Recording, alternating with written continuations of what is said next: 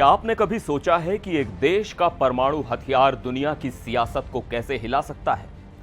आज हम बात करेंगे एक ऐसी डील की जो न सिर्फ ईरान और अमेरिका के रिश्तों को बदल सकती है बल्कि रूस को बना सकती है इस गेम का सबसे बड़ा प्लेयर।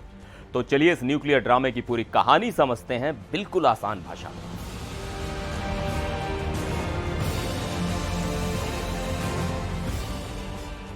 नमस्कार, मैं हूं सिद्धार्थ प्रकाश। तो मामला यह है, ईरान का न्यूक्लियर प्रोग्राम लंबे वक्त से दुनिया की नजरों में है। 2015 में ईरान और कुछ बड़े देशों के बीच एक डील हुई थी जिसे JCPOA यानी joint comprehensive plan of action कहा जाता है। लेकिन 2018 में डोनाल्ड ट्रंप ने इसे ठुकरा दिया। अब ट्रंप दोबारा सत्ता में हैं और वो चाहते हैं कि ईरान के साथ एक नई डील हो, वो भी 60 दिनों के अंदर। लेकिन ये इतना आसान नहीं है। पिछले हफ्ते रोम में अमेरिका और ईरान के बीच 4 घंटे की बातचीत हुई। ये बातचीत सीधी नहीं थी। ओमान ने बीच में मध्यस्थता की। अमेरिका की तरफ से ट्रंप के खास दूत स्टीव विटकॉफ थे और ईरान की तरफ से विदेश मंत्री अब्बास अराक्ची। दोनों पक्षों ने काफी प्रोग्रेस की और अब अगली मीटिंग जिनेवा में होगी, उसके बाद ओमान में। लेकिन असली पेच कहां है, चलिए ये समझते हैं। पहला बड़ा मुद्दा है ईरान का हाईली एनरिच्ड यूरेनियम का स्टॉक। ये वो सामान है जिससे न्यूक्लियर हथियार बन सकते हैं। ईरान चाहता है कि ये स्टॉक उनके देश में ही रहे, लेकिन अमेरिका कहता है या तो इसे नष्ट करो या किसी तीसरे देश को दे दो।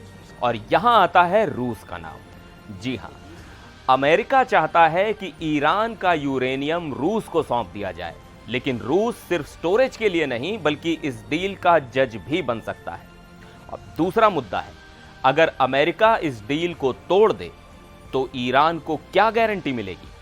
2018 में ट्रंप ने पुरानी डील तोड़ दी थी, तो ईरान को अमेरिका पर भरोसा नहीं है। ईरान चाहता है कि अमेरिकी कांग्रेस इस डील को एक ट्रीटी के तौर पर मंजूरी दे, लेकिन यह मुश्किल है क्योंकि अमेरिकी कांग्रेस में इजराइल का समर्थन बहुत मजबूत है। तो ईरान ने एक और आइडिया दिया, अगर अमेरिका डील तोड़े तो रूस को यह हक मिले कि वो ईरान का यूरेनियम वापस कर दे, यानी रूस इस डील का पावर प्लेयर बन सकता है। इससे जर्मनी, फ्रांस और यूके जैसे देश जो 2015 की डील में गारंटर थे वो बाहर हो सकते हैं। और यह भी खास बात है कि न तो ईरान और न ही अमेरिका चाहता है कि यूएन इस डील में ज्यादा दखल दे। रोम में हुई यह मीटिंग इसलिए भी खास थी क्योंकि अगर बात बिगड़ती तो इटली की प्रधानमंत्री जॉर्जिया मेलोनी, जो ट्रंप की करीबी हैं, इसे बचाने की कोशिश कर सकती थी। एक वक्त तो ऐसा भी लगा कि ईरान के विदेश मंत्री और अमेरिका के वाइस प्रेसिडेंट JD वेंस की मुलाकात हो सकती है, लेकिन इसे अभी टाल दिया गया। ट्रंप पर दबाव है कि वो 3 में से कम एक डील ईरान, हमास इजराइल या रूस यूक्रेन को फाइनल करें। और कुछ एक्सपर्ट्स का मानना है कि ईरान सबसे ज्यादा रैशनल है, यानी उसके साथ डील होने की संभावना ज्यादा है। वैसे ईरान की पोजीशन को और मजबूती मिली जब सऊदी अरब के रक्षा मंत्री ने तेहरान में ईरान के supreme leader Ayatollah Ali Khamenei से मुलाकात की।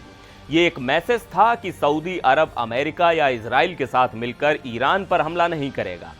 तो ये है ईरान न्यूक्लियर डील का लेटेस्ट अपडेट। क्या रूस सचमुच इस डील का किंग मेकर बनेगा? क्या ट्रंप और ईरान 60 दिनों में डील फाइनल कर पाएंगे? अपनी राय कमेंट्स में जरूर बताएं। और हाँ, ऐसे ही इंटरेस्टिंग खबरों के लिए हमारे चैनल को सब्सक्राइब करना ना भूलें। मिलते हैं अगले वीडियो में, तब तक के लिए नमस्कार।